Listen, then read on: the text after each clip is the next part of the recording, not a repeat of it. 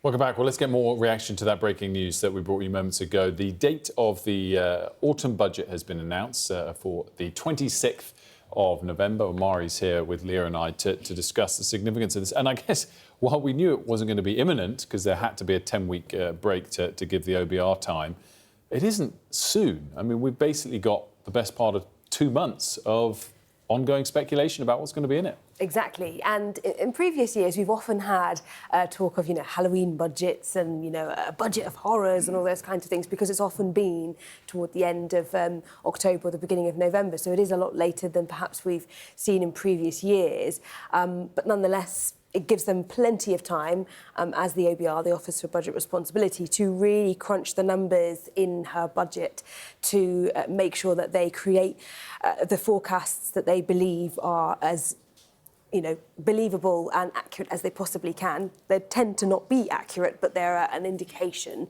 of where we could end up, so that she can then essentially take it to the country, take it to the Houses of Parliament and say, this is what I've done, and this is the project, this is the mission, this is what I want to achieve, and here's how I'm going to do it. The difficulty will be, of course, that we're already seeing a lot of pitch rolling for a lot of tax increases. Last year at the budget, we had £40 billion of tax increases, and that was branded as a kind of once-in-a-generation budget to essentially get us back to square one, but not coming back for more cash. Don't worry, we'll then be focusing on other things. And now there is talk from different economic bodies of whether this could be, in the tens of billions, 20 billion or 30 billion pounds of tax increases, which will make, of course, many people, including some Labour MPs as well, quite uncomfortable when Labour was so critical of the Conservatives raising the tax burden to historic highs as it already was. So the question will really be, how much do we see of this kind of leaked ahead of the budget? They tend to do that to not spook the markets, but also how will it be received, not just by the public, but also by business and the markets as well. Yeah, and she will face some really tough political decisions with little manoeuvre. And her message that she said, Mari, Britain's economy isn't broken, but I know it's not working.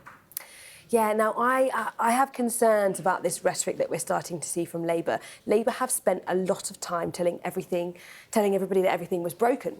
They found it politically helpful at the time during the election campaign and during the first year of office to basically say, don't blame us for anything, everything's broken, give us a chance. And what I have been saying for the past few weeks is that there is a worry that if Labour continue to tell people that things are broken, people are going to start to believe them, and it is not going to help them. Now we're seeing a shift where they're saying it's not broken, but it's damaged. And I don't know if that's going to bring in the level of confidence in the public that perhaps they are going to want ahead of this budget.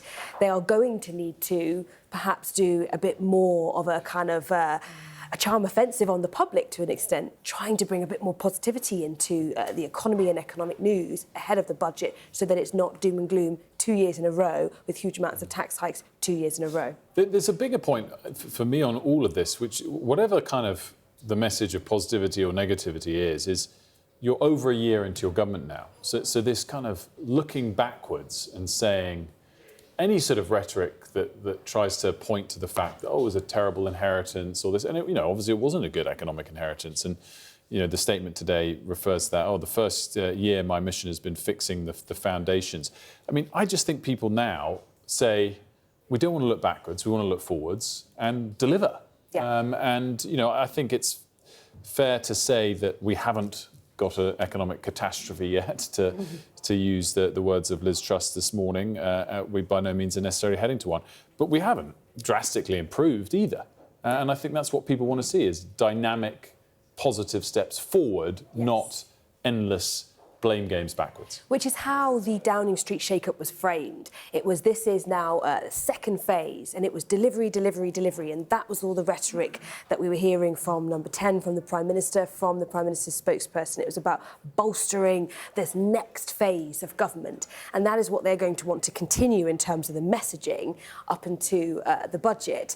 The question is, will people believe it, and how much are they going to ram home that message in order to convince people that actually, like you say, the past is in the past now, and look to us for the present and the future? Well, it's going to be a fascinating build-up for a couple of months now. to that budget on November the 26th. And, of course, it'll be a great build-up today to Prime Minister's questions.